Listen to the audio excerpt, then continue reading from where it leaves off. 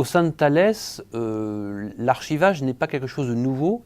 Contractuellement, nous avons des engagements très forts, notamment au niveau de l'aéronautique, sur des dizaines d'années, pour pouvoir produire les documents sur demande.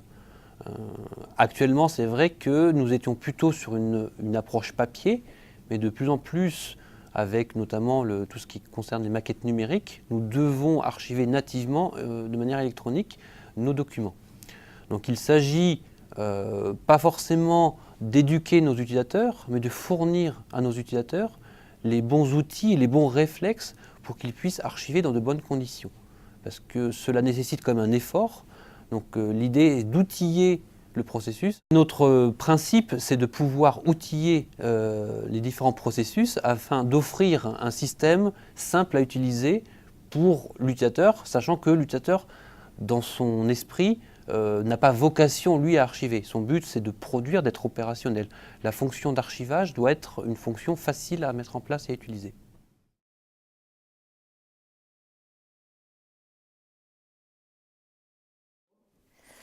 Alors, le principal problème pour faciliter l'archivage des traces de l'activité de la collectivité dans un environnement numérique réside, de mon point de vue, dans l'absence d'une maîtrise globale des projets.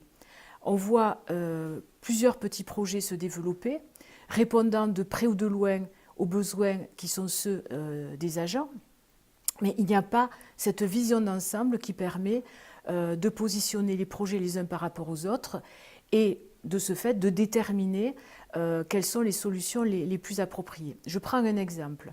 Quand je suis arrivée dans les Yvelines, la direction des systèmes d'information était en train de diffuser SharePoint.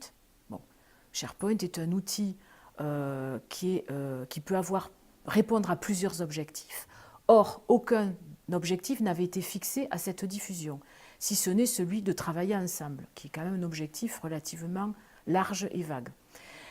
De ce fait, on impose un outil dans des services, on a une visite rapide d'un agent de la DSI, donc de la direction du système d'information, qui, avec un schéma plus ou moins explicite, explique comment va se passer la mise en place, qui s'en va, pas d'accompagnement, pas d'objectif fixé, et 15 jours après, on reçoit une sorte d'oukase nous demandant de produire des arborescences pour permettre le passage à SharePoint. Donc là, on a une déstabilisation complète des services qui devraient s'attendre à ce que des solutions numériques leur facilitent la vie. Là, ce n'est pas le cas. Au contraire, on déstabilise la vie du service. Donc l'idée, c'est de, non pas, et ce qui se passe assez souvent, de donner des outils, donc d'imposer un certain nombre de technologies qui sont censées faciliter la vie, sans avoir auparavant fixé des objectifs et de développer autour de ces objectifs un projet pertinent. Donc l'idée, c'est vraiment de définir ce qu'on veut faire et ensuite de proposer la solution pertinente.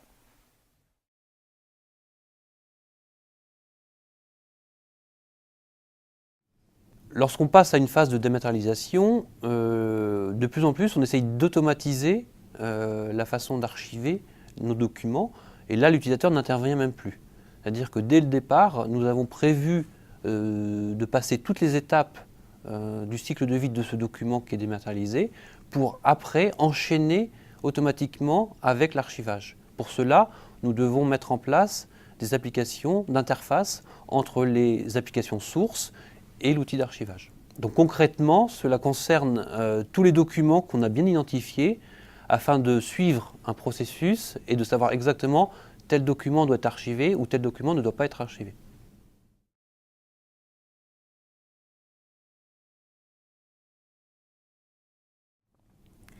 Nous avons beau maîtriser l'archivage physique, nous ne maîtrisons pas pour autant l'archivage numérique.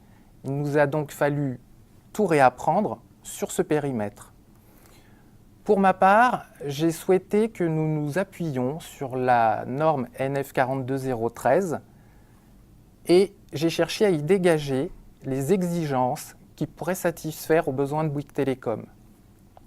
Ces exigences reposent sur 4 thématiques: l'imputabilité et l'intégrité du document, que je mets dans une globalité, la sécurité du document, sa pérennité et l'interopérabilité des informations archivées.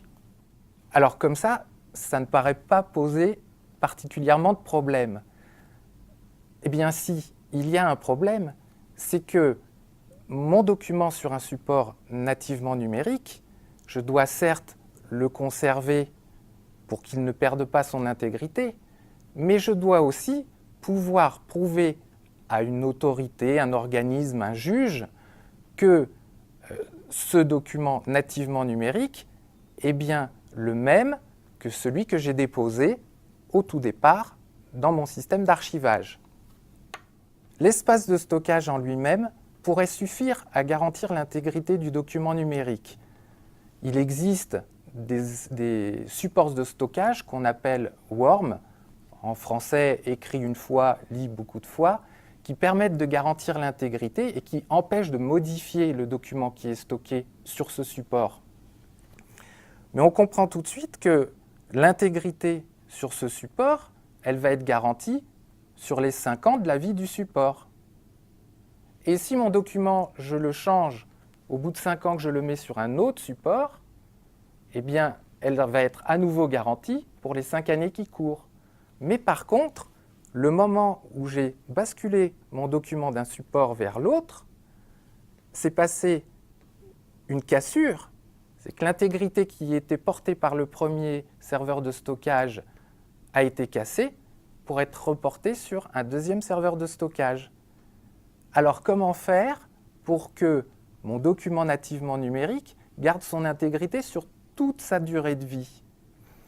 Eh bien, à mon sens, une des exigences est de déporter cette responsabilité de l'intégrité non plus sur l'outil, le matériel de stockage, mais sur l'outil logiciel qui va permettre de gérer l'archivage des documents nativement numériques.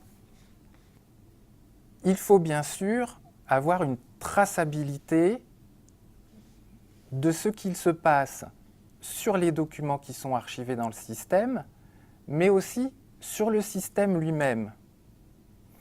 Pour cela, les exigences que nous avons retenues chez Bouygues Telecom sont celles, comme je l'ai dit, qui sortent tout droit de la NF 42013, posséder 2 journaux de traces, le journal du cycle de vie des archives, donc c'est un journal spécifique qui va regarder ce qu'il s'est passé sur l'archive du moment où on l'a déposé dans le système jusqu'à son sort final, et un deuxième journal qui est le journal des événements, qui lui va se charger de répertorier toutes les manipulations qui ont pu avoir lieu sur le système dans sa globalité.